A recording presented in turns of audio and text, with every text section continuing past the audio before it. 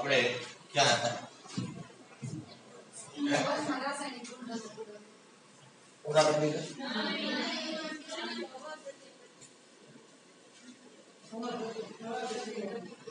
નક્કી કરો પેલા ક્યાં થયું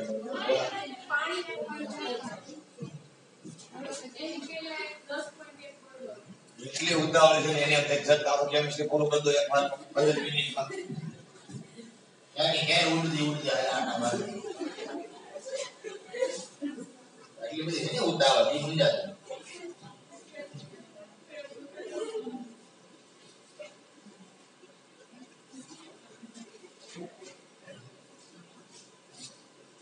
वो उतावल बाहर निकल सकते हैं फटाफट पूरी चीज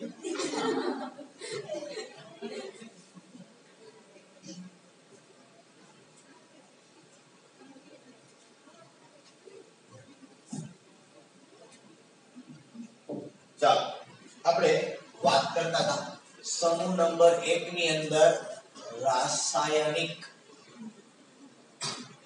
ગુણધર્મો બરોબર આ રાસાયણિક ગુણધર્મની અંદર આપણે પ્રથમ ગુણધર્મ કયો જોયો હતો હવા પ્રત્યે પ્રતિક્રિયાત્મકતા બીજો ગુણધર્મ કયો જોયો હતો બાકી છે એક જ ભેણા બરોબર કે ભણતા નથી તમે પાણી પ્રત્યે પ્રતિક્રિયાત્મકતા ચાલો તમારી ભણવાની પ્રતિક્રિયાત્મકતા બહુ ઓછી હવે જવાબ છે આપણે પાણી પ્રત્યે સમૂહ 1 ની અંદર કોણ કોણ આવે લિથિયમ સોડિયમ પોટેશિયમ રુબિડિયમ સિલિયમ કેલ્શિયમ તો સમૂહ 1 ના જે તત્વો છે એ પાણી સાથે કઈ રીતે રાસાયણિક પ્રક્રિયા કરશે આપણે આગળની અંદર હવા પ્રત્યે જ્યારે પ્રતિક્રિયાત્મકતા જોઈ ત્યારે આપણે શ્રદ્ધા મેળવી એની અંદર શું જોયું તો આપણે એની અંદર કે ભેજ સાથે પ્રક્રિયા કરે છે બરોબર તો પાણી સાથે જ્યારે પ્રક્રિયા કરે તો શું બને કે સમૂહ 1 ને શેના તરીકે આપણે દર્શાવીએ છીએ m તરીકે પ્લસ અહીંયા શું લખશું આપણે H2O તો તમને ખ્યાલ છે m માંથી શું બને m પ્લસ આ H2O માંથી H પ્લસ OH માઈનસ આ m પ્લસ અને OH માઈનસ આ બેને જોડો તો શું થાય MOH અને પ્લસ એક હાઇડ્રોજન છે તો લખો 1/2H2 નહીતર આપણી પ્રક્રિયાને 2 વડે ગુણી લેવાય બરાબર તો એનો મતલબ એ કે શું કહેવાય ધાતુના હાઇડ્રોક્સાઇડ કહેવાય કે MOH બીજો શું કહેવાય ધાતુના હાઇડ્રોક્સાઇડ કહેવાય આનો મતલબ એ કે સમૂહ 1 ની ધાતુ છે બરાબર એ પાણી સાથે પ્રક્રિયા કરે ત્યારે શું બનાવે તો કે ધાતુના હાઇડ્રોક્સાઇડ બનાવે આપણે અસંખ્ય આવી પ્રક્રિયાઓ છે રેડોક્સ પ્રક્રિયાની અંદર જોઈ તમને જો યાદ હોય તો કે ધાતુની પાણી સાથે અધાતુ વિસ્થાપન આપણે જોયું યાદ છે એમાં સોડિયમની પાણી આરે પ્રક્રિયા ઠંડા પાણી સાથે ગરમ પાણી સાથે બરોબર પછી આપણે એસિડ સાથે આ પ્રક્રિયા જોઈ હતી ને તો એનો મતલબ એ છે કે પાણી સાથે પ્રક્રિયા કરે અને આની અંદર તમે જો તમને યાદ હોય તો આપણે ચર્ચા કરી હતી કે અહીંયા ધાતુનો ઓક્સિડેશન અંક કેવો થાય 0 એ હાઇડ્રોજનનો કેટલો નીકળે +1 અહીંયા ધાતુનો કેટલો થાય +1 અને હાઇડ્રોજનનો એનો મતલબ એમ છે કે ધાતુ છે એનો 0 માંથી +1 એટલે ઓક્સિડેશન થયું અને હાઇડ્રોજન થી +1 માંથી 0 એટલે શું થયું એનું રિડક્શન થયું એનો મતલબ એમ કે ધાતુએ હાઇડ્રોજન નું શું કર્યું બરોબર ધાતુએ હાઇડ્રોજન નું શું કર્યું વિસ્થાપન કર્યું એવું આપણે કહીએ કે રિડક્શન કર્યું મતલબ શું કર્યું એને વિસ્થાપન કર્યું મતલબ H+ માં કેટલા રૂપાંતર કર્યું એને H2 ની અંદર રૂપાંતર કર્યું બરોબર તો એનો મતલબ એ કે આ આધાર કોના ઉપર છે તો કે ભાઈ ધાતુ ઇલેક્ટ્રોન ગુમાવે તો આવે અથવા તો આનો મતલબ એવો પણ કહી શકો કે માનો કે તમારી પાસે જે ધાતુ છે એ ધાતુમાંથી MOH બને છે અને વત્તા H2 બને છે બરોબર તો આનો મતલબ એ કે આ ધાતુ પાસે એટલી સક્રિયતા હોવી જોઈએ કે આ બંધને તોડી શકે આ બંધને જો તોડી શકે તો એમાં શું બને બરોબર તો એ પ્રશ્ન છે આપણી પાસે M તરીકે કોણ કોણ છે કે લિથિયમ અને cesium. તો સર આમાંથી બધી સક્રિય છે. સક્રિય મતલબ બધી ઇલેક્ટ્રોન ગુમાવવાની. અને ધાતુની સક્રિયતા શેમાં કહેવાય? ધાતુની સક્રિયતા શેમાં કહેવાય વધારે? તો કે ઇલેક્ટ્રોન ગુમાવવાની વૃત્તિ ઉપર આધાર રાખે. તો સમૂહ નંબર 1 ની ધાતુ બધી કેટલા ઇલેક્ટ્રોન ગુમાવવાનો ગુણધર્મ ધરાવે? 1 ઇલેક્ટ્રોન. હવે આમાંથી એ જોવાનું છે કે ઝડપથી કોણ ઇલેક્ટ્રોન ગુમાવશે. શું જોવાનું છે આમાંથી? ઝડપથી કોણ ઇલેક્ટ્રોન ગુમાવે? લિથિયમ, સોડિયમ, પોટેશિયમ, રુબિડિયમ કે સીઝિયમ? આમાંથી ઝડપથી કોણ ઇલેક્ટ્રોન ગુમાવે? આ વસ્તુ આપણે શું કરવાની છે? નક્કી કરવાની છે. બરોબર? તો આ કેવી રીતે નક્કી કરે? તો કે આના માટે E0 ના મૂલ્ય હોય. શેના મૂલ્ય હોય? E0. હવે ખરેખર આ જે બધે હોય ને દરેક ધાતુ માટેના E0 ના મૂલ્ય હોય. E0 Li plus થી Li. એ પ્રમાણે E0 Na થી એ પ્રમાણે E0 K થી એ પ્રમાણે E0 Rb થી Rb અને E0 CS થી CS. મતલબ આવું થયું લિથિયમ પ્લસ થી લિથિયમ. મતલબ આનું શું થયું? રિડક્શન. આ મૂલ્ય છે એને રિડક્શન પોટેન્શિયલ ના મૂલ્ય બોલે. શું બોલાય? Reduction potential. બરોબર? રિડક્શન કરે છે. પોટેન્શિયલ એટલે તીવ્રતા. પોટેન્શિયલ એટલે તીવ્રતા. બરોબર? કે ઇલેક્ટ્રોન મેળવવાની તીવ્રતા કે ભલે ધાતુ છે, બરોબર છે, તો ઇલેક્ટ્રોન મેળવવાની તીવ્રતા કેટલી છે? અહીં જે E આપ્યો ને આ E ઇલેક્ટ્રોન ઉપરથી આવ્યો છે. શું ઉપરથી? ઇલેક્ટ્રોન. આને કહેવાય વિદ્યુત ધ્રુવ. શું કહેવાય? તો શું નામ છે એટલે આને ઘણી વખત વિદ્યુત ધ્રુવ પોટેન્શિયલ પણ બોલે. શું બોલવામાં આવે? વિદ્યુત ધ્રુવ પોટેન્શિયલ. વિદ્યુત ધ્રુવ ખબર પડે કે ના પડે?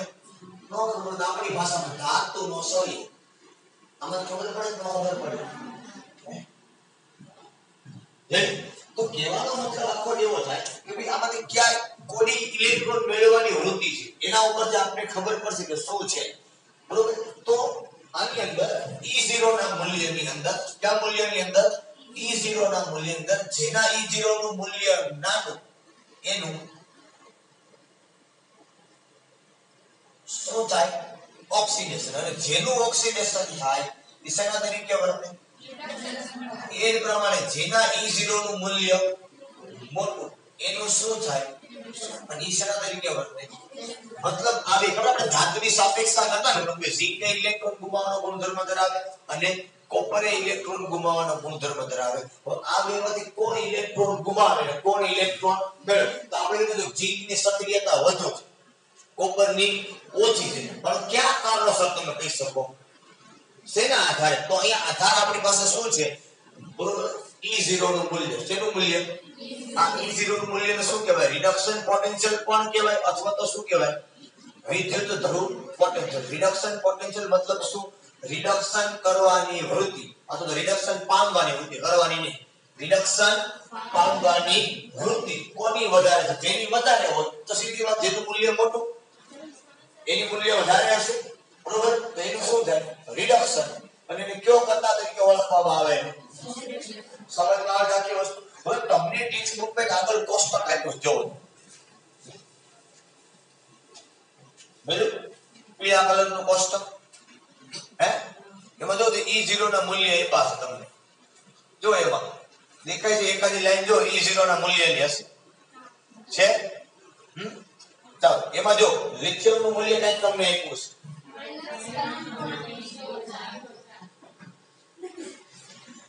બીજા સમૂહમાં જા તો પહેલા સમૂહનું કોષ્ટક જોવાનું તો ક્યાંથી મળે એમાં તને મોઢું તો કઈ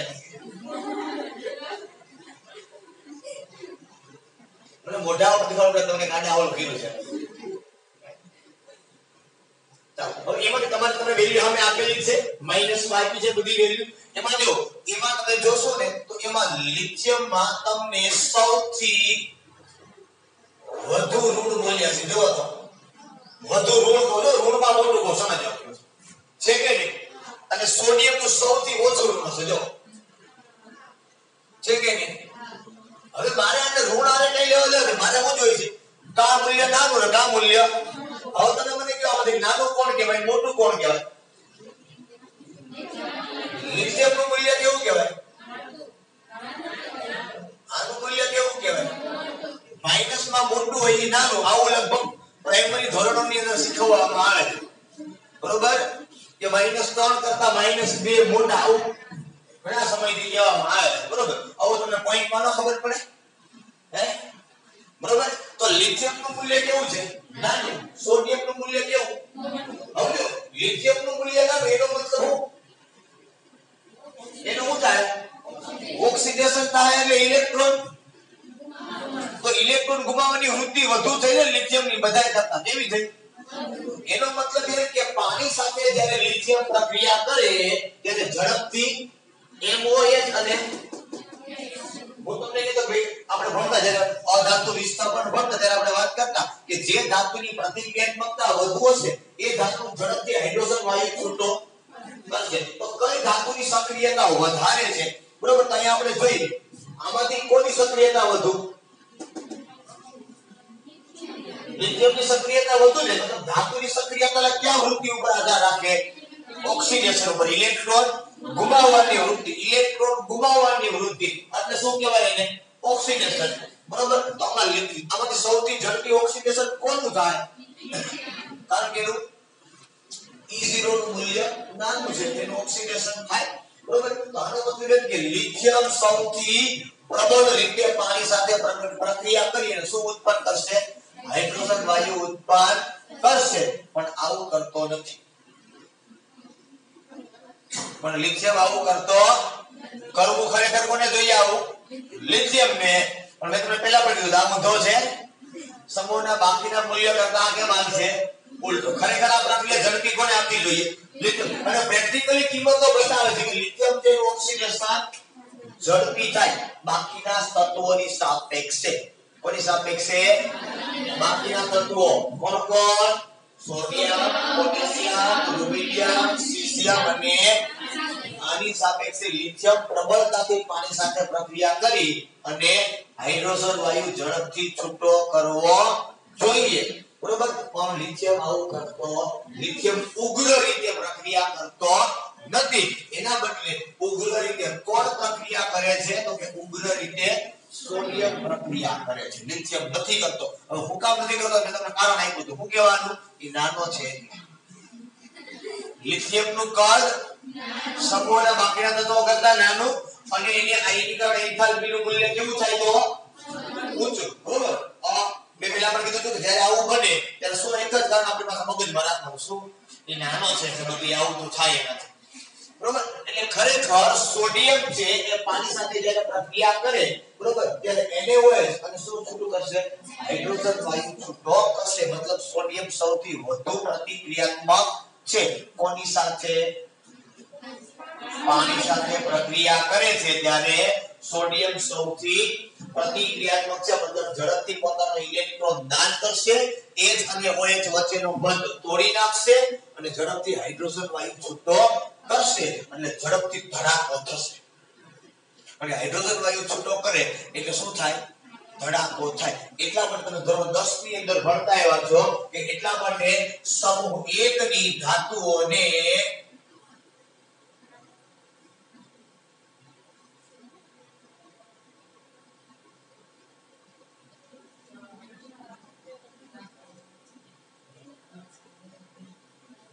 કેરોસીનમાં રાખવામાં આવે છે. આવું તમે ધોરણ 10 ની અંદર ભણતા, બરોબર? હુકામે ખબર પડી હવે કે ઝડપથી બાકીની સમૂહ 1 ની વાત કરીએ. સમૂહ 1 ની સાથે સોડિયમ ઝડપથી કોને પ્રક્રિયા કરશે? ઇલેક્ટ્રોન તો બધાય ગુમાવવાની વૃત્તિ ધરાવશે, lithium, sodium, potassium, rubidium, caesium બધા. પણ એમાંથી સૌથી ઝડપી ગુમાવવો ખરેખર કોને જોઈએ? લિથિયમ ને. પણ એ નથી ગુમાવતો. પ્રેક્ટિકલી તારણ એવું બોલે છે કે સોડિયમ ઝડપથી ઇલેક્ટ્રોન ગુમાવે છે અને હાઇડ્રોજન વાયુ છૂટો કરે છે. મતલબ એ પાણીના સંપર્કમાં આવે તો હાઇડ્રોજન વાયુ છૂટો કરે અને હાઇડ્રોજન વાયુ છૂટો કરે તો હાઇડ્રોજન થી જ્વલનશીલ છે. આવું પણ તમે ધોરણ 10 ની અંદર ભણતા. એટલા માટે સીધો વિસ્ફોટ થાય. શું થાય? વિસ્ફોટ થાય. અને એટલા માટે સોડિયમ છે કે અથવા તો સમૂહ 1 ની બધી ધાતુઓ છે એને ક્યાં રાખવામાં આવે? કેરોસીનમાં રાખવામાં આવે. એક વિદ્યાર્થી મને એક પ્રશ્ન કર્યો, સાહેબ એને કેરોસીનમાં શું કામ રાખે? એ સિવાય ક્યાંક બીજે રાખતા હોય તો હાલો પાણીમાં ન રખાય. તો મેં પછી સિમ્પલ જવાબ આપ્યો કે પાણી પછી બીજા નંબરનો સસ્તું પ્રવાહી પદાર્થ હોય તો કેરોસીન. તમારા ધ્યાનમાં કોઈ બીજું પ્રવાહી સસ્તું હોય તો કયો પાણી કરતા? પેટ્રોલ, ડીઝલ, ઓઇલ, દૂધ, ઘી, માખણ, તેલ, આમાંથી કોઈ સસ્તું હોય તો મને કયો. પાણી પછીનો બીજો કોઈ પ્રવાહી પદાર્થ સસ્તો છે? સોડામાં રાખવી તો એમાં પાણી ભેગું હોય તો સોડા પી ન હગાય, બાકી સોડાની બોટલ તોડી નાખે. સમજમાં આવે છે? આપણે સાહેબ 30 લીટર આવે કેરોસીન. થમ્સઅપ તમે લેતો તો 35 રૂપિયાની પોણો લીટર આવે, પણ એ 35 રૂપિયાની આવે સાહેબ. આપણે સાદી ભરતી સાદી પાણી આવે, થમ્સઅપમાં પાણી આવે, બધી સોડાઓની અંદર પાણી આવે, બરોબર છે? એટલે પાણી આવે તો જેમ સોડા પીધા જેવી રહે નહીં, અંદર સોડિયમ ન રખાય પછી એમાં બરોબર. ચાલો, એટલા માટે સમૂહ 1 ની ધાતુ ખાસ એક કારણ છે કેરોસીન ઝડપથી ઉડી જશે. શું થતું? પેટ્રોલ ડીઝલમાં ક્યાંક તમે રાખો પેટ્રોલ ડીઝલ ઉડી જાય, કેરોસીન જે ઉડતું નથી. અને આ પરવડે એવી વસ્તુ છે આખી કેરોસીન છે. તમને 30 રૂપિયા લીટર એક આવી જાય તો તમે કિલો એક સોડિયમ ધાતુ રાખી દો એની અંદર તો હચવાઈ જાય. કિલો એક પણ હચવાય, થોડી ઘણી હચવાઈ જાય એની અંદર. બરોબર? કેવાનો મતલબ હવામાં ખુલી ના એટલે હવામાં ભેજ, બરોબર? તો ભેજની સાથે પણ પ્રાકૃતિક ન્યા ધડાકો કરે. સમજમાં આવે છે? આપણી પાસે લેબમાં હશે સોડિયમ ધાતુ, તમે જોયું તો જોયું, પણ તમને કીધું ચાકુ લઈને તમે કાપી શકો નરમ હોય, પણ બૂચ મારીને આવતા નહીં. હા, ધ્યાન રાખો. એનું કારણ છે કે તમે બૂચ મારીને હાથમાં રાખશો ને તો ઉનાળો હથેળીમાં પરસેવો વળે તો એ ન્યાય ધડાકો કરે, બરોબર છે? પછી તમે આંગળી લેબમાં ગોતવા જાવ સાહેબ, મારી આંગળી ક્યાં?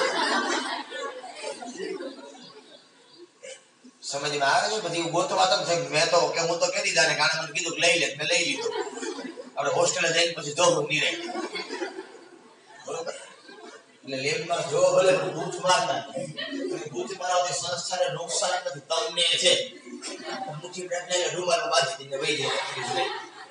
રૂમાલ નો દા તમારો 5 રૂપિયાનો પણ ભેગો હાથ દા એ કદાચ કિંમતી છે 5 રૂપિયા કરતા, બરોબર? એટલે આ બાબતની થોડીક એવી કાળજી રાખજો, બરોબર? અમુક માસ્ક રાખીને માસ્કમાં ભરજે ખોટા દે જોવે કોઈ ખબર ના પડે. ધ્યાન રાખજો, ભૂલથી જીભડી અડી જાય ને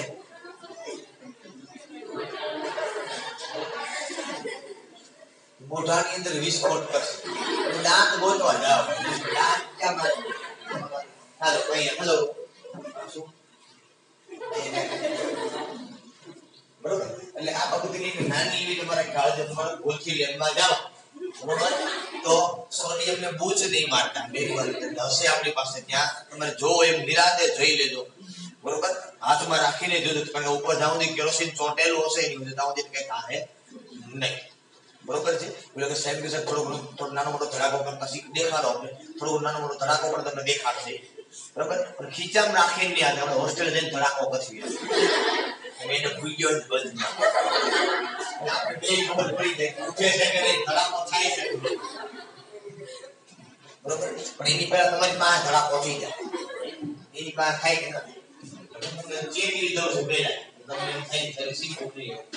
ખરેખર મારે આવું શીખવાનું હોય તો આ કામ કરવાનું છતાં મને એમ થયું ભાઈ આજ બાબત તમે ભૂલથી તમે બૂચ મારીને આવશો તો મારું અઘરું પડશે. એટલા બરોબર? ચાલો તમે પૂછો, મને પૂછો, ઘડી તમે અહીંયા પૂછો, ઘડી આગળ પૂછો, થોડુંક એના કરતા મને વધારે આવડે.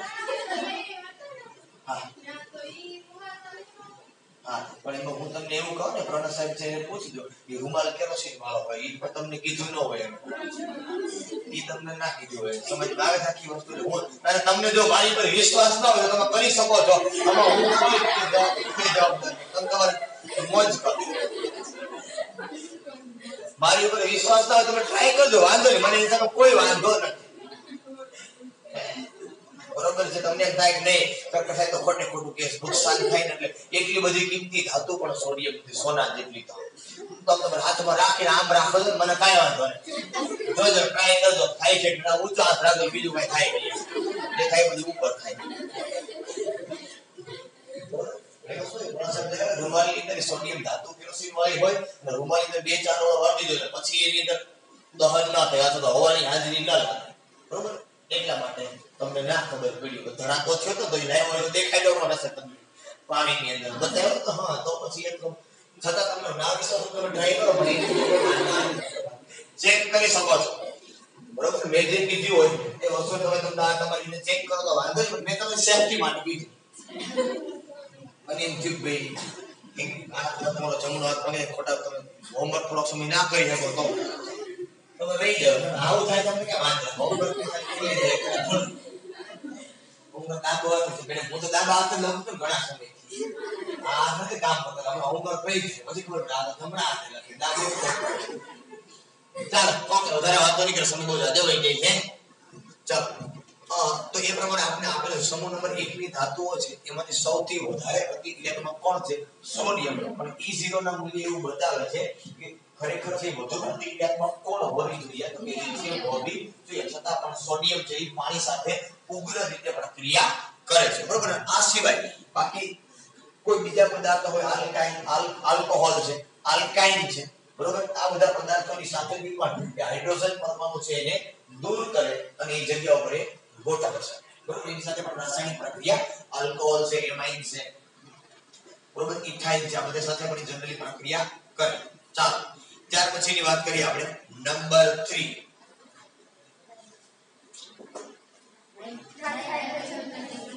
H2 પ્રત્યે પ્રતિક્રિયાત્મકતા હવે ડાયહાઇડ્રોજન વાયુ પ્રત્યે પ્રતિક્રિયાત્મકતા આપણે જોવી છે સમજો આપણી પાસે કોણ છે તો કે સમૂહ નંબર 1 ની અંદર M ડાયહાઇડ્રોજન હવે પ્રક્રિયા કેમ થાય આપણે જોવાનું છે બરોબર છે તો M છે એમાંથી શું બને M પ્લસ હવે હાઇડ્રોજન છે એ કેવો બને તો કે માઈનસ તો સર એ કેમ ખબર પડે માઈનસ બને પ્લસ તો કે ધાતુ બાજુમાં છે કોની સાથે રાસાયણિક પ્રક્રિયા કરવા જઈ રહ્યો છે એ ધાતુ સાથે તો આપણે આગળ વાત થયેલી છે કે ધાતુની બાજુમાં જો હાઇડ્રોજન હોય તો એને કેવો લેવાનો -1 ઓક્સિડેશન આમ એટલે વિધવાર છે આવું અવારનવાર વાત કરી દેલો મગજની અંદર રાખજો કે ઓક્સિડેશન અવસ્થા તો ઓક્સિડેશન આમ એ બીજું કાંઈ નથી શું છે જે તે પરમાણુનો જે તે પરિસ્થિતિમાં શું છે વિધવાર છે ઓકે તો અહીંથી M+ અને H- બે વચ્ચે શું સંયોજન બનશે M બોલજો વાત મૌન વ્રત નથી તમારે નહીં મોળા મત નું તો અહીં હાઇડ્રોજન બે કેટલા મુકાય 2 અહીં કેટલા આવશે 2 તો આને કહેવાય ધાતુના હાઇડ્રાઇડ ઋણ આયન છે એક પરમાણુય ઋણ આયન તો હું બોલાય એટલે પ્રત્યય શું લાગે આઇડ પ્રત્યય એટલે હું નામની પાછળ લાગે ક્યાં લાગે નામની પાછળ લાગે તમારે કઈક નામ બોલે પાછળ બેન કે પહેલા બેન કે પછી નામ બોલે હે એમ કે ને મને કોકનું નામ ગુલાબ હોય જેમ કે ગુલાબ બેન કે બેન ગુલાબ આય હાલ તો હે ચાલ કોઈ છે તો કહેવાનો મતલબ એ આખો એવો છે કે અહીંયા જ્યારે પ્રક્રિયા કરે ત્યારે ધાતુના શું બનાવે છે હાઇડ્રાઇડ હાઇડ્રોજન ઋણ આયન હોય તો શું લાગે એને હાઇડ લાગે જેમ ક્લોરાઇડ બ્રોમાઇડ ઓક્સાઇડ કે હાઇડ્રાઇડ ચાલો હવે અહીંયા જનરલી જોવા મળે છે મોટા ભાગે અહીંયા તાપમાન છે બરોબર 673 કેલ્વિન તાપમાન રાખવામાં આવે પરંતુ જો M તરીકે લિથિયમ હોય કોણ હોય લિથિયમ તો તાપમાન કેટલું રાખવું પડે 1073 કેલ્વિન રાખવું પડે મતલબ 400 કેલ્વિન તાપમાન કેવું રાખવું પડે ઊંચું રાખવું પડે કારણ કે લિથિયમ નાનો છે હજુ એટલે બરાબર અને ધાતુના હાઇડ્રેટ જે વિના આ હાઇડ્રેટ સંયોજનો છે કે આ સંયોજનો આયનીય હોય છે કેવા હોય છે આપણે આગળ વાત કરી છે આયનીય બંધ એટલે કયો બંધ તો મેં તમને કીધું હતું કે કોઈ એક પરમાણુની ઇલેક્ટ્રોન ગુમાવવાની વૃત્તિ ધન આયન હોય ને ઇલેક્ટ્રોન ગુમાવવાની વૃત્તિ વધુ હોય અને ઋણ આયન હોય ને ઇલેક્ટ્રોન મેળવવાની વૃત્તિ વધુ હોય એની વચ્ચે જે બંધ બને આ બંધને આયનીય બંધ તરીકે ઓળખવામાં આવે છે બરાબર આ વસ્તુ જોવા મળશે બરાબર ચાલો ત્યાર પછી third property fourth property halogen પ્રત્યે પ્રતિક્રિયાત્મકતા હેલોજન પ્રત્યે પ્રતિક્રિયાત્મકતા જોઈએ હવે કોની પ્રતિક્રિયાત્મકતા આપણે જોઈએ આપણો હરાજો ભૂલાવો ન જોઈએ કોણ છે સમૂહ નંબર 1 લિથિયમ ને સમૂહ લગ્ન આપણે કરીએ સમૂહ નંબર 1 ના એમાં કે આ નાનો છે પેલા વેલા લગ્ન કરી દીધા ઉંમર થોડી લગ્ન યોગ્ય નથી રહી બરોબર એટલે થોડો આડા હવળો થાય છે દરેક જગ્યાઓ પર ના આપણે પરાણે એનું ગોઠવું નતું ગોઠવું તોય એટલે એવું કરે છે ચાલો તો સમૂહ નંબર 1 છે એની પ્રક્રિયા આપણી સાથે આપણે કરવાની છે બરોબર હેલોજન સાથે હવે હેલોજન માં કોણ કોણ હોય ક્લોરીન બ્રોમીન મને ખબર નહીં કોણ આવે ફરી પાછું બોલો તો ક્લોરીન બ્રોમીન આયોડીન એસ્ટેટાઇન જ્યારે રાસાયણિક પ્રક્રિયાની વાત આવે ત્યારે એસ્ટેટાઇન ને ગણવાનું નહીં કારણ કે એસ્ટેટાઇન રેડિયો સક્રિય તત્વ છે કેવું છે પાંચ આવતા ને એકા છોડમાં તો મજા આવે એક જ આવે દરેક સમૂહમાં આવો એક જ આવશે વધારે નહીં આવે કાં તો હતોડું નહીં આવે અને આવશે તો એક જ આવશે વધારે નહીં આવે બરોબર તો સમૂહ નંબર 1 ની પ્રક્રિયા આપણે પૂરી કરવી હેલોજન ની તો બધા હેલોજન ને જનરેશન વડે દર્શાવવામાં આવે X2 વડે શા માટે સર આમ થાય તો તમને ખબર છે આપણે લખીએ F2 Cl2 Br2 અને I2 કારણ કે વાતાવરણના તાપમાને અને વાતાવરણના દબાણે આ બધા દ્વિ પરમાણુ સ્વરૂપે અસ્તિત્વ ધરાવે છે જેમ આપણે લખીએ O2 N2 H2 એમાં બધા હેલોજન ક્યાં તરીકે હોય આ બધા હેલોજન તત્વો છે આને X સિમ્બોલ વડે દર્શાવવામાં આવે છે ના વડે X વડે આ બધા તરીકે લખો X2 બરોબર દર વખતે યાદ રાખો જનરલી જ્યાં X હોય ત્યાં મોટા ભાગે શું હોય હેલોજન તત્વો છે એ હોય બરોબર સિમ્બોલ છે આપણે કીધું કે આ X તરીકેના તત્વો છે બરોબર તો X2 સાથે આપણે પ્રક્રિયા કરશું અમને ખ્યાલ છે હવે શું ખ્યાલ છે કે આ M છે એને શેના તરીકે લખશું M પ્લસ હેલોજન તો શેના તરીકે લખાય કેટલો માઈનસ 1 શા માટે -1 આવે એક ઇલેક્ટ્રોન મેળવવાની વૃત્તિ ધરાવે એટલે અહીંથી શું સંયોજન બનશે MS હેલોજન કેટલા 2 અહીં કેટલા 2 અહીં કેટલા થાય 2 આને કહેવાય ધાતુના હેલાઇડ ઋણાઈ લાગે એક પરમાણુ કે ઋણાઈ ક્લોરાઇડ બ્રોમાઇડ આયોડાઇડ બરોબર તો આ બધા શું છે ધાતુના હેલાઇડ હવે જો સમૂહ નંબર 1 બાહ્યતમ કક્ષામાં કેટલા ઇલેક્ટ્રોન 1 તો 1 ગુમાવે 7 મેળવે 1 ગુમાવે સમૂહ નંબર 17 બાહ્યતમ કક્ષામાં કેટલા ઇલેક્ટ્રોન તો 7 ગુમાવે કે 1 મેળવે તો એની પ્રબળ વૃદ્ધિ કરી સમૂહ નંબર 17 ની કેટલા મેળવવાની સમૂહ નંબર 1 ની પ્રબળ વૃદ્ધિ કઈ બરોબર તો આને ઇલેક્ટ્રોન ગુમાવવો છે આને ઇલેક્ટ્રોન મેળવવો છે તો આ બે વચ્ચે જે બંધ બનશે એ કયો બંધ બનશે તો કે આયનીય બંધ બનશે હમણાં જ વાત કરી મેં તમને તો સમૂહ નંબર 1 ની પ્રબળ વૃદ્ધિ ઇલેક્ટ્રોન ગુમાવવાની અને સમૂહ નંબર 17 ના જે તત્વો છે એની પ્રબળ વૃદ્ધિ ઇલેક્ટ્રોન મેળવવાની તો આની વચ્ચેનો જે બંધ બને એ હંમેશા કેવો બને આયનીય બંધ છે એ બને કે ધાતુના હેલાઇડ સંયોજનો આયનીય હોય છે દાખલા તરીકે NaCl કોણ NaCl અને આ સંયોજનો છે જનરલી અંશતઃ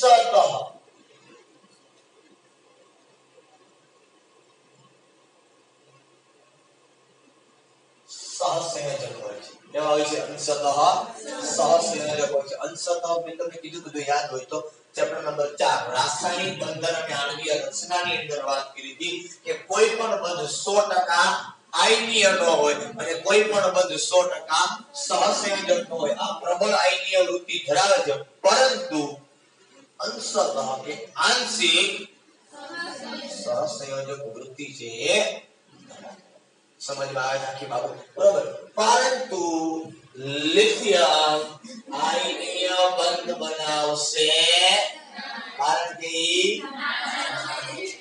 બરોબર હવે સાહેબ આવું લિથિયમ કેમ કરે છે આયનીય બંધ ન બનાવવાનું કારણ શું તો કે લિથિયમ છે એનું કદ નાનું છે એટલે એ ધ્રુવીભવન કરે શું કરે ધ્રુવીભવન એટલે શું તો કે ધ્રુવીભવન કરવું એટલે ધ્રુવીયતા ઉત્પન્ન કરવી શું ઉત્પન્ન કરવું ધ્રુવીયતા હવે ધ્રુવીયતા ઉત્પન્ન કરવી એટલે શું તો કે ધ્રુવીય બનવું કેવું બનવું ધ્રુવીય એટલે કેવું તો કે બે પરમાણુ વચ્ચે જો વિદ્યુત ઋણતાનો તફાવત હોય તો આને ધ્રુવીય કહેવાય આવો આપણે ભણતા યાદ હોય તો જો બે પરમાણુ વચ્ચે વિદ્યુત ઋણતાનો તફાવત હોય તો આને કેવા કહેવાય? ધ્રુવીય કહેવાય.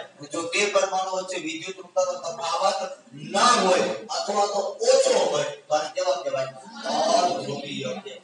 બાકી એક્ઝેક્ટ કેટલા હોય તેના માટે આપણે આખો ટોપિક ભણતા દ્વિધ્રુવીય ચાપમાત્રા મ્યુ યાદ આવે એની વેલ્યુ આપણે પણ લખતા કે આવી રીતે દ્વિધ્રુવીય ચાપમાત્રા ધરાવે.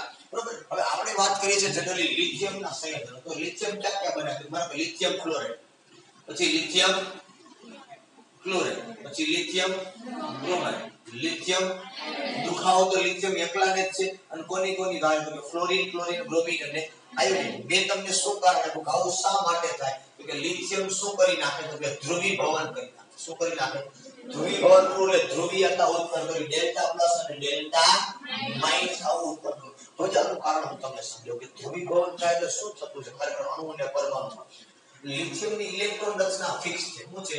તો કે હિલિયમ 2s, ફ્લોરિનમાં તમે લખો તો શું થાય? તો કે હિલિયમ 2s2 2p5.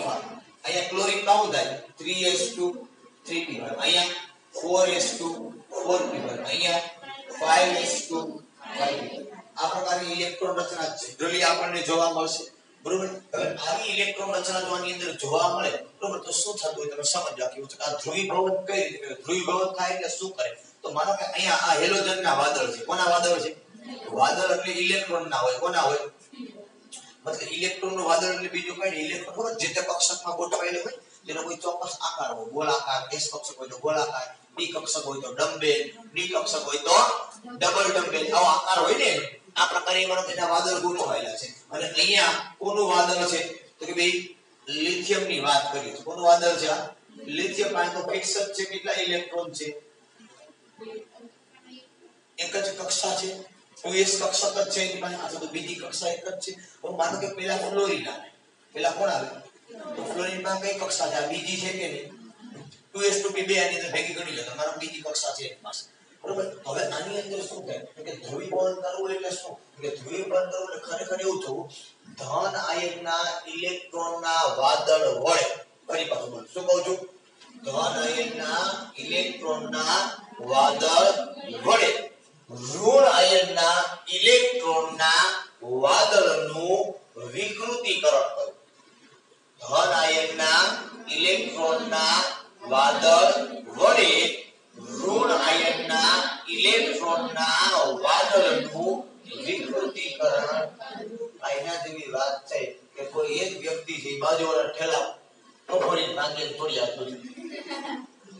નાનો પરમાણુ જે ઇલેક્ટ્રોન નું વાદળ છે ઈ ધન આયનનો ઇલેક્ટ્રોન નું વાદળ છે એ શું કરે તો કે ઋણ આયનના ઇલેક્ટ્રોન ના વાદળને તોડી નાખે.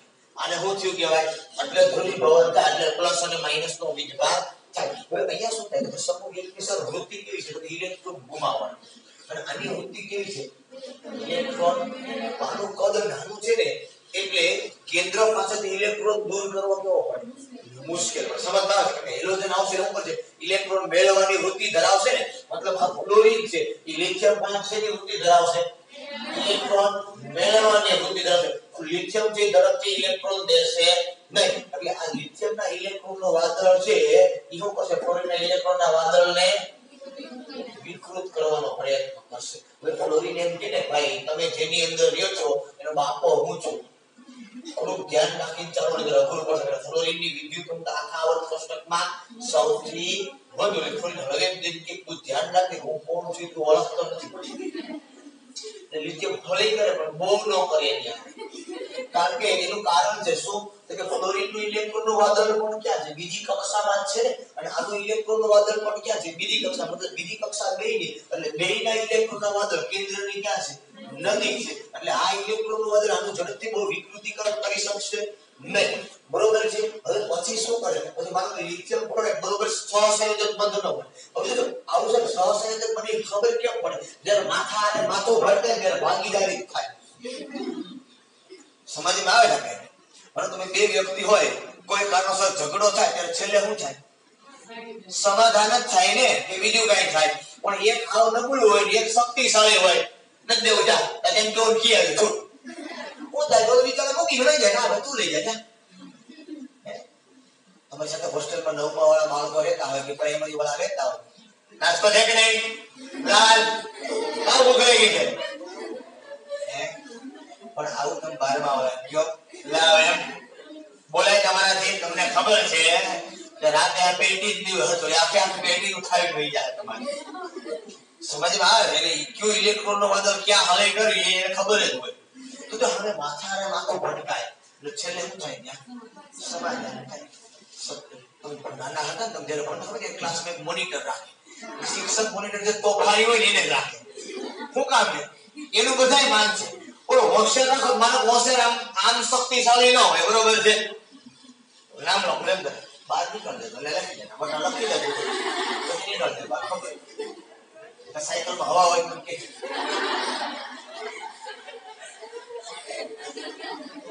બરોબર છે. પણ જો એ શક્તિશાળી હોય નામ લખો તાર જે કોઈ કરજો હું જોઉં તાર કેમ થાય એટલે કાઢી દે. હવે સાયકલ કાઢી હોય કે સમજમાં આવે આખી વસ્તુ. એટલે ત્યાં જયારે માથા અને માથું ભટકાય ત્યાં હંમેશા એક જ બંધની શક્યતા કઈ સહસંયોજક બંધ બને. આઈડિયા ન બને. આઈડિયાની વૃત્તિ શું છે? એકની પ્રબળ ઉભાવવાની વૃત્તિ, બીજાની પ્રબળ મેળવવાની. નાનું બરાબર છોડી દે બી જાય થોડી બરોબર છે. હવે તમારા જેવું જ કપ હોય છોડી દે એટલે જરૂર નહીં તમે એક થોડી દે. હું છોડું છે હું એમ નથી કેતો. મારો કહેવાનો મતલબ એવો નથી. સહસંયોજક બંધની લાક્ષણિકતા શેની લાક્ષણિકતા છે? સહસંયોજક બંધની શું છે? લાક્ષણિકતા. સમજવા છે મારો કહેવાનો મતલબ? એટલે લિથિયમ છે એ ક્લોરીન પાસે જાય તો બરાબર મતલબ એ નથી. મારો કહેવાનો હેતુ રાખવો તમારા ફાયદા માટે. પછી જેવો સીધો કોણ આવશે? ક્લોરીન. એટલે એની કક્ષા કેટલાની છે? 3D. એટલે એનો ઇલેક્ટ્રોન કેન્દ્રથી દૂર. આપણે આપણા ઘરે હોય ને ત્યારે શું છે આપણા ઘરની બહાર ગયો શેરીમાં જે આપણે ઓળખતા ઘણા બધા અહીંથી આ શેરીમાં આવ્યો હોય ત્રીજી કક્ષામાં એટલે ફ્લોરીનની થોડી ભક્તિ આવે છે. ઇલેક્ટ્રોન વાદળ બીજી કક્ષાનું કેન્દ્ર નજીકનું આને વિકૃત કરી શકશે થોડોક વધારે સહસંયોજક ગુણધર્મ બનશે. ત્યાર પછી કોણ આવે? બ્રોમીન. એ શેરીમાં જે અમદાવાદમાં બરોબર છે. એટલે હવે એની કક્ષા ક્યાં થઈ? મોટી. કેન્દ્રથી ક્યાં ગયું? દૂર. લિથિયમ એને શું કરી નાખશે? વ્યવસ્થિત રીતે વિકૃત કરી શકશે. અને હવે કોણ આવ્યું? આયોડિન. સીધું નાકમાં ધબ્બો મારે ક્લોરીન ક્યાં જાય? આ તો ગામ થોડું છે આ અમારું છે. સમજમાં આવે? ત્યાં કોઈ એને ઓળખતો જ નથી. તાલુકા બહાર હોઈ ગયો એટલે નાકમાં ધબ્બો મારી લે. આ અમારો તાલુકો આપણું ગામ. અને મારા ઘેર આવે તો બોલે બોલાય કાલે હું નહીં બોલી જાય થોડું આવે. એટલે લિથિયમ એ આયોડિનના ઇલેક્ટ્રોનના વાદળનો શું કરી નાખે? આવો તોડી નાખે. એટલે આના ઇલેક્ટ્રોન ક્યાં વહી ગયા? આયોડિનની નથી તો ત્યાં ઉઠી જાય ઇલેક્ટ્રોનની ભાગીદારી થશે અને માથું ભટકાશે. બરોબર. એટલે અહીંયા તમે કહી શકો કે લિથિયમ આયોડાઇડ સૌથી વધુ સહસંયોજક ગુણધર્મ ધરાવે. લિથિયમ આયોડાઇડ કેવો ગુણધર્મ ધરાવે? સૌથી વધુ લિથિયમના સહસંયોજક ગુણધર્મ ધરાવે. બરોબર. પણ એમાં સૌથી વધારે કેવો મેં તમને સમજાયો? લિથિયમ આયોડાઇડ એ સૌથી વધુ સહસંયોજક ગુણધર્મ ધરાવે. સમજમાં આવી આખી બાબત કે કઈ પ્રકારે કે કેવી રીતે સહસંયોજક બંધ બને છે. સમજમાં આવે હે કરો તો હે ના દાંત ખબર નહીં આપણે દાંત કઢાવી ગયા હું કઈ ગયા હેતુ હું હતો એ ખબર ના પડી અમને. દાંત કાઢવું છે મુખ્ય વસ્તુ જે હોય એ પણ સમજમાં આવવી જોઈએ. બરોબર. કાલ મને કઈ બાબતને એ દાંત જ જોડ્યું છે બનાવતા નથી. અમે કલાકારનું કામ ને અમારે શિક્ષકનું કામ છે. ચાલો નંબર 5 નંબર પછી મને યાદ ન તમારું લેક્ચર કોણ જોયા પછી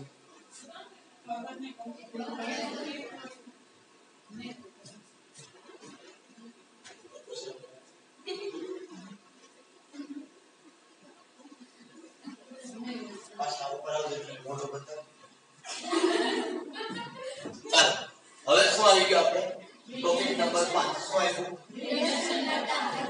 રિડક્શન કરતા પ્રકૃતિ.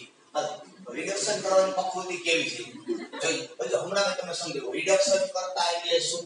તો અહીંયા દેખાય એ પોતાનું મુદ્દા સાહેબ કોણ રિડક્શન કરતા તરીકે હમણાં જ મેં તમને કીધું એ કેમ ખબર પડે. રિડક્શન કરતા ઓક્સિડેશન રિડક્શન જ થયું ને. હવે કોનું ઓક્સિડેશન ને કોનું રિડક્શન એ ખબર કેમ પડે. તો સામે આપણે લખ્યું છે કોના ઉપરથી E0 ના મૂલ્ય ઉપરથી.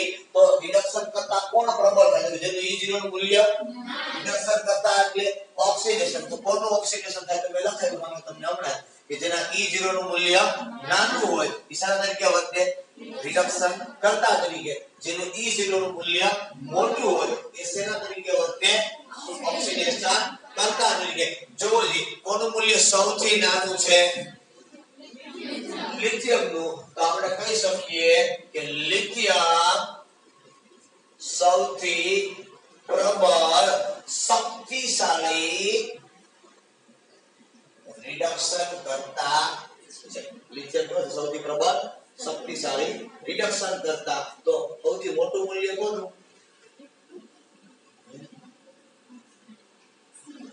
શું ખોટું થયું.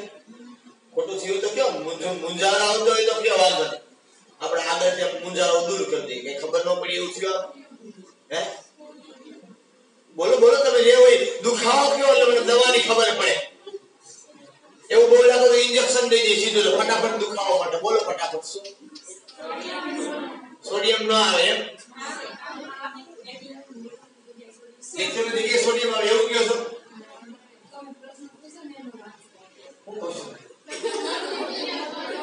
હા એવું ઈ પછી મને બોલાય મને બોઠાવો તો કે એમ તને રિસ્પોન્સ હોય બોલે મોટો બગડી એમ કહો તો મને કીધું ની હા કે ના હાથું ખોટું એમ. તમારા મોઢા ઉપર તમને ખબર ન પડી કે બોલે હાથું કે ખોટું એમ. ઓકે તો નાનું મૂલ્ય સૌથી કોનું છે લિથિયમ. એનો મતલબ એમ કે લિથિયમ સૌથી શક્તિશાળી રિડક્શન કરતા. તો સૌથી મોટું મૂલ્ય કોનું સોડિયમ. તો એનો મતલબ એમ કે સોડિયમ સૌથી ઓછો શક્તિશાળી રિડક્શન કરતા. સોડિયમ ઓછો શક્તિશાળી રિડક્શન કરતા તો પ્રબળ ઓક્સિડેશન કરતા. બરોબર ઓછો રિડક્શન કરતા છે તો પ્રબળ સીધી સિમ્પલ વાત છે. બરોબર આટા નથી તો હું તો કે ગાંડ પણ વધારે છે એના માં ઉલટો મતલબ છે ને મોઢે તો ન કે આપણે એમ કહી કે ગાંડો છે એમ. બરોબર આ મીટર જ નથી હું કીધું. બરોબર તમને સમજવા નથી આવતી વાત. ચાલો તો અહીંયા આપણે કે લિથિયમ સૌથી પ્રબળ શક્તિશાળી રિડક્શન કરતા છે અને સોડિયમ સૌથી ઓછો શક્તિશાળી રિડક્શન કરતાનું કામ આપને ખબર છે બાજુવાળાનું પોતાનું બરાબર જોવા. ઓકે ચાલો હવે વાત કરીએ આપણે આની અંદર શું કહેવાનું છે. સાહેબ આ E0 નું મૂલ્ય આપ્યું મને જે કંઈ આપ્યું તમને 2.37 છે 2.5 1 નું તમને જે કહેવાય માઈનસ પ્લસ જે પણ તેમાં કિંમતો આવી કઈ રીતે. આ કિંમતો કઈ રીતે મેળવવામાં આવે. તો જો આ કઈ વૃત્તિ છે તો કે રિડક્શન ની વૃત્તિ છે ને. તીવ્રતા પોટેન્શિયલ એટલે તીવ્રતા એટલે વૃત્તિ. રિડક્શન એટલે ઇલેક્ટ્રોન મેળવવાની વૃત્તિ. બરોબર તો શું કરવાનું છે ઇલેક્ટ્રોન મેળવે કેમ. તો કે પહેલા તો તમારી પાસે જે ધાતુ છે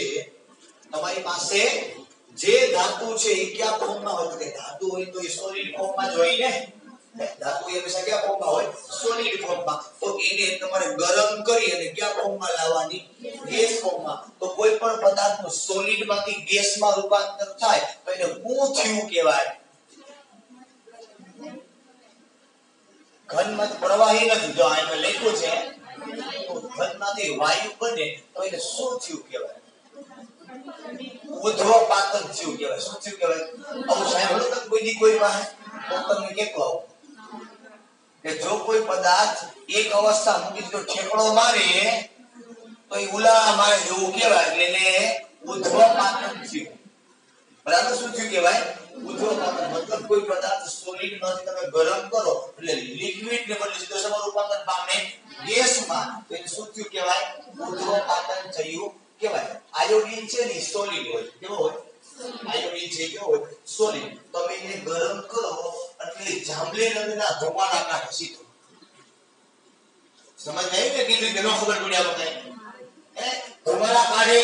હોય તો ધુમાડા કાઢે નહીં. શું હોય તો ધુમાડા કાઢે? વાયુ હોય તો જે ધુમાડા કાઢે એનો મતલબ આયોડિન સોલિડ માંથી સીધો સમાન રૂપાંતર પામી ગયો. કોઈ પણ પદાર્થ, કોઈ પણ ઘન પદાર્થ જે સુગંધ ધરાવતો હોય કે વાસ ધરાવતો હોય એ ઉદ્ધવપાતન પામે તો જ થાય. નહીં તો ગુલાબના ફૂલમાંથી આપણે સુગંધ આવે છે. ગુલાબનું ફૂલ તો ઘન કહેવાય કે પ્રવાહી કહેવાય? એનો સંસ્કાર નથી. તો એમાંથી આપણે સુગંધ આવે છે એનો મતલબ એ કે ગુલાબના ફૂલનું શું થાય છે? ઉદ્ધવપાતન. શું થાય છે એનું?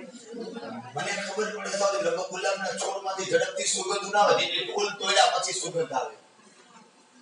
એક તારણ પ્રમાણે બાયોલોજી તમને ખબર નથી બોલતી પણ ગુલાબના છોડમાંથી લગભગ બહુ સુગંધ ના આવે પણ જો એ તોડેલું ફૂલ હોય તે પછી સુગંધ આવે. કારણ કે ગુલાબનું ફૂલ છે ઉદ્ધવપાતન થાય. ઘનમાંથી સીધું વાયુમાં રૂપાંતર પામે. આવી જ રીતે આપણા ઘરે પેલી ફિનાઇલની ગોળીઓ હોય સિંકની અંદર આપણે રાખી હોય બરાબર છે.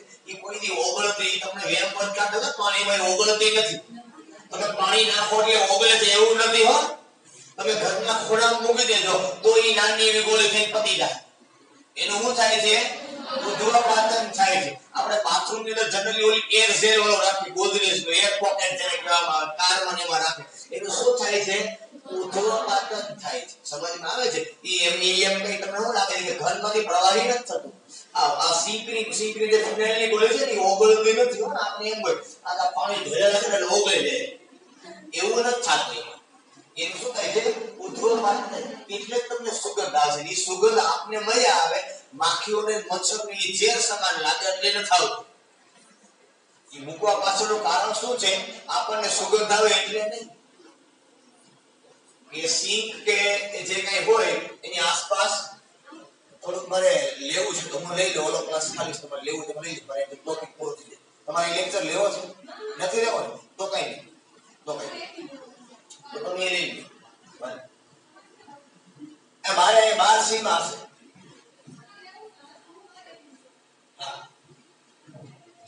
બરોબર. તો કહેવાનો મતલબ એ છે કે એ પદાર્થ સોલિડ છે. હાલશે કે એમ સહન નહીં થયું. 11 નો વાત પૂછવાનું 12 નો પદી રહ્યું બેક ટુ બેક 2 કલાક એના તો એ વાત નથી. વાંધો મજા આવશે. તમે શું 11 નો બોલો સહન શક્તિ થોડી ઓછી હોય તમારી. ધીમે ધીમે સહન શક્તિ કેળવાવી દે. તમારા બપોરનો સમય તમારે તો કેવું છે? ભૂખ લાગે 12 વાગે તમારો ધંધો રેડો પાડો તમે હવે રાખો તો બોલી. તો સોલિડ ફોર્મ છે એનું શું રૂપાંતર પામે? ગેસિયસ માં ઉદ્ધવપાતન થાય. ઉદ્ધવપાતન થાય સોલિડ માંથી સીધું શું રૂપાંતર થાય? ગેસિયસ ફોર્મમાં રૂપાંતર થાય. એટલા માટે ગુલાબનું ફૂલ છે ને કરમાઈ જાય છે. બરોબર. નકર તો પીગળી ન જાય ને એટલે શું થઈ જાય છે? કરમાઈ જાય છે. બરોબર. પીગળી ન જવાનું કારણ એનું ઉદ્ધવપાતન થાય. તમને વર્ષો પહેલા ખબર હોય સ્વાઇન ફ્લૂ નામનો રોગ આવ્યો હતો ત્યારે આપણે કપૂરની ગોળીઓ બાંધતા એમાંથી સુગંધ જ આવે. એનું ઉદ્ધવપાતન જ થાય. કપૂરની શું થાય? ઉદ્ધવપાતન જ થાય. સમજમાં આવે છે? બરાબર. ચાલો તો આજે ઉદ્ધવપાતન થયું સોલિડ માંથી શેમાં રૂપાંતર થયું? ગેસમાં. તો અહીંયા જે એન્થાલ્પી છે આને કહેવાય કઈ કહેવાય? અને ઉદ્ધવીકરણ એન્થાલ્પી કહેવાય. કઈ કહેવાય? ઉદ્ધવીકરણ એન્થાલ્પી. બરોબર. એવી જ રીતે હવે મને ગેસિયસ બની ગયું. જે ગેસિયસ ફોર્મમાં બન્યું છે એમાંથી હવે ઇલેક્ટ્રોન દૂર કરો એટલે શું બની જાય? M+ બને ને? શું બને? M+. ઇલેક્ટ્રોન દૂર કરો તો બને કે ના બને? અને ઇલેક્ટ્રોન દૂર કરો તો શું કહેવાય?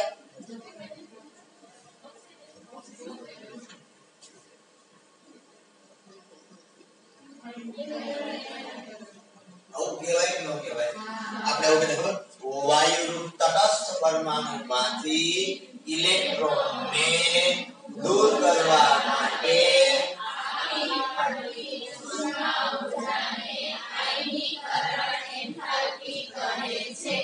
તો આયનીકરણ એન્થાલ્પી થયા. હવે જે આયનીકરણ એન્થાલ્પી થઈ છે આ જે ગેસિયસમાં આયન છે એને ભીનો કરવામાં આવે. તો ભીનો શેના વડે થાય? પાણી વડે. એટલે એની અંદર પાણીના અણુ જોડાય એટલે એને કહેવાય જલીયકરણ એન્થાલ્પી. શું કહેવાય? કે તો જલીયકરણ એન્થાલ્પી. તો કહેવાનો મતલબ એ છે કે જ્યારે એની સાથે પાણીના અણુ જોડે એટલે કોઈ પણ તમે દ્રાવણ બનાવ્યું ને સપોઝ માનો કે મારી પાસે આ પાત્ર છે અને આ પાત્રની અંદર હું પાણી નાખું છું શું નાખું છું પાણી આની અંદર નાખું છું બરોબર તો માનો કે હું મીઠું ઓગાળું છે ઓગાળું મીઠું તો તમને ખબર છે મીઠું નાખું તો શું બને એને પ્લસ Cl માઈનસ પણ એને પ્લસ Cl માઈનસ આમ ન હોય આ એને પ્લસ અને Cl માઈનસ ની આજુબાજુમાં પાણીના અણુ આવી રીતે શું થઈ ગયા હોય જોડાઈ ગયા શું થઈ ગયા પાણીના અણુ આજુબાજુમાં જોડાઈ ગયા હોય એટલે આને કહેવાય જળયુક્ત આયન શું કહેવાય એટલા માટે હંમેશા આયન હોય ને કોઈ બાજુમાં એક્વિયસ લખ્યું શું લખ્યું હોય એનો મતલબ એ કે આયન બન્યો છે પણ શેમાં બન્યો છે પાણીમાં બન્યો છે અને એની ફરતે પાણીના અણુઓ જોડાયેલા હોય એટલા માટે એને શું કહેવાય જળયુક્ત આયન અને એ એન્થાલ્પીને કઈ કહેવાય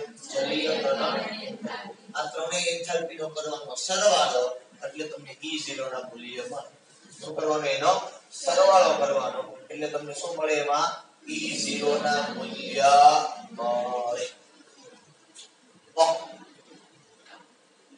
તો આના આધાર ઉપર તમે કહી શકો કે લિથિયમ છે સૌથી શક્તિશાળી રિડક્શન કરતા અને સોડિયમ છે સૌથી ઓછો શક્તિશાળી રિડક્શન કરતા છે ઓકે ચાલો આના આધાર ઉપર એક નાનો એવો દાખલો તમને આપ્યો છે એ એક્ઝામ્પલ ઉપર આપણે જઈએ કે શું આપેલું છે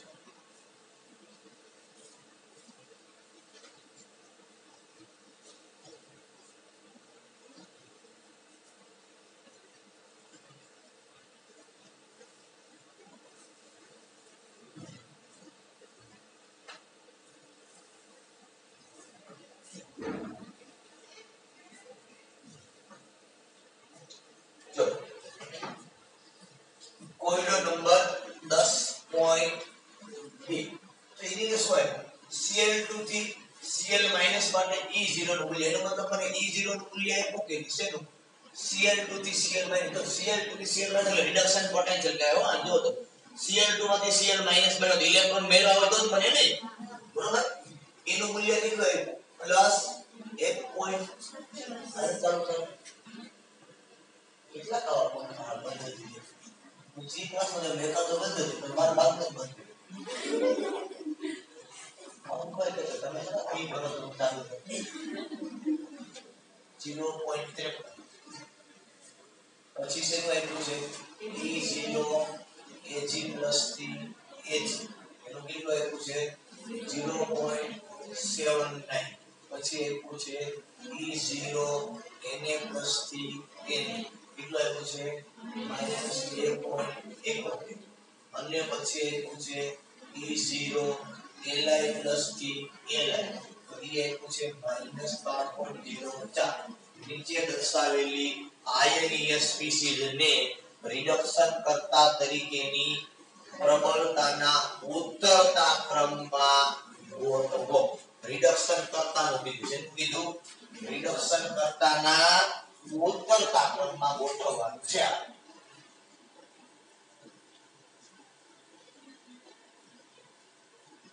કોને કીધું Cl- ને I- ને Ag Na અને લિથિયમ મતલબ રિડક્શન જેનું પામે અને પામ્યા પછી જે બને એ પ્રમાણે લખવાનું આ બધું લિક્વિડ રિડક્શન જ છે તમે જો તો Cl2 થી Cl- બનાવો એટલે બે ઇલેક્ટ્રોન મેળવે કે ન મેળવે તો જ માઈનસ બને ને એ જ પ્રમાણે I2 થી I- એ પ્રમાણે Ag+ થી Ag જોવો તમે કે Ag++ ઇલેક્ટ્રોન થી એ જ કારણ મેં કીધું કે E0 નું મૂલ્ય એટલે કોના છે રિડક્શન પોટેન્શિયલ ના મૂલ્ય છે બરાબર છે ચાલો હવે રિડક્શન કરતાના ઉત્તરતા ક્રમમાં રિડક્શન કરતા એટલે શું પોતાનું ઓક્સિડેશન થાય તો એના સંદર્ભમાં E0 ના મૂલ્ય કેવા હોય તો કે નાના બરોબર જેનું મૂલ્ય નાનું હોય એનું રિડક્શન કરતાની વૃદ્ધિ વધુ બરોબર હવે અહીંયા ઉત્તરવાનું ક્યાંથી હોય સીડી યાદ રાખવાનું શું યાદ રાખવાનું સીડી ઉત્તરવાનું ક્યાંથી હોય સીડીમાં તો પહેલા સૌથી મોટું મૂલ્ય લેવાનું પછી એમાંથી ક્યાં આવતું જવાનું નાનું મૂલ્ય લેતો સૌથી મોટું કયું થાય તો પહેલા લખું Cl- હાલો એના પછી સૌથી મોટું આ થયું ને પછી એના કરતા પછી ઉતરો નીચે આવે કોણ આવે Ag અને પછી પાછા ઉતરો નીચે આયોડીન અને પછી પાછા ઉતરો નીચે સોડિયમ અને પાછા નીચે ઉતરો આ થઈ ગયો તમારો વિકર્ષણ કરતાની વૃત્તિનો ઉતરતો ક્રમ. બરોબર, ટેક્સ્ટમાં બોલા આપ્યો છે પણ એને ઊંધો આપ્યો છે. ખરેખર એ પ્રમાણે ક્રમ ના ક્રમ આ પ્રમાણે ઉતરતા ક્રમમાં આપણે ગોઠવવાનું. ઉતરવાનો ક્યાંથી હોય? ઉપરથી નીચે પ્રમાણે ઉતરવાનું હોય. બરોબર, ચાલો. ઓકે, ત્યાર પછી વાત કરીએ ટોપિક ઉપર. ત્યાર પછી શું આપવામાં આવેલું છે આપણને?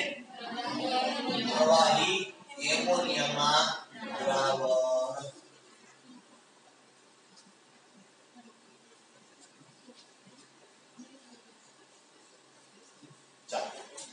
તો પ્રવાહી એમોનિયામાં દ્રાવણ એટલે આપણે કોની પ્રક્રિયા કરવાની છે? તો કે સમૂહ નંબર 1 કોની સાથે?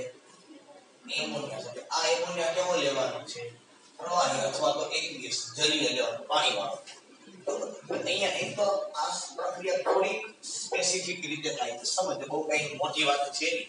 આમાંથી બે જુદા પાર્ટ પાડી દીધા છે. જુદા પાર્ટ મતલબ શું? આ m છે, આ m માંથી શું બને? તો કે m પ્લસ અને શું છૂટું થાય?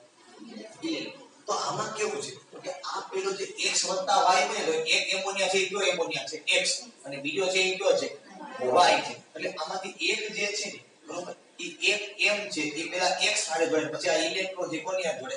એમોનિયા. મતલબ ધન આઈને ઋણ આઈને બે નોખા નોખા લખા. પરંતુ આપણે એમ લખીએ કે MOH તો આમ લખીએ કે m પ્લસ અને OH. એક આ બે આયનો લેખા છે, કેવા લેખા છે? જુદા જુદા આયનો. જો તો આને હું આમ લખી શકું m પ્લસ ને x એમોનિયા. કેમ?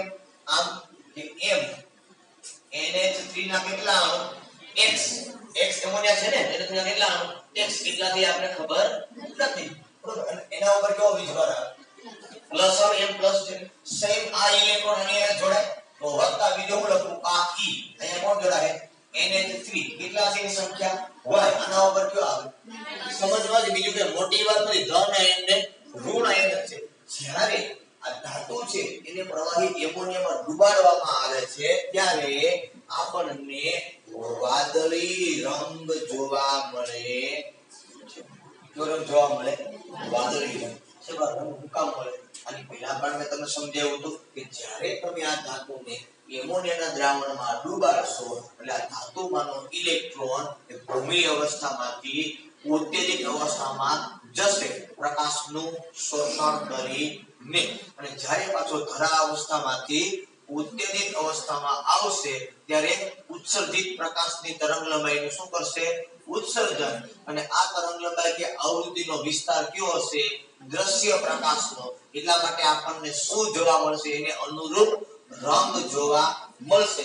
એટલા માટે શું જોવા મળ્યું આપણને? વાદળી રંગ. અને આ જે દ્રાવણ બન્યું એ અનુચુંબકીય હોય. હવે અનુચુંબકીય હોય એ ખબર કેમ પડે? જો તમને યાદ હોય તો મેં તમને સમજાવ્યું કે ચુંબકીય ગુણધર્મ બે પ્રકારના હોય, પ્રતિચુંબકીય અને અનુચુંબકીય. તો એની અંદર બધા ઇલેક્ટ્રોન જોડતા હોય, મતલબ યુગ્મિકના યુગ્મ ગોઠવાયેલા હોય તો એ પદાર્થ કયો ગુણધર્મ ધરાવે?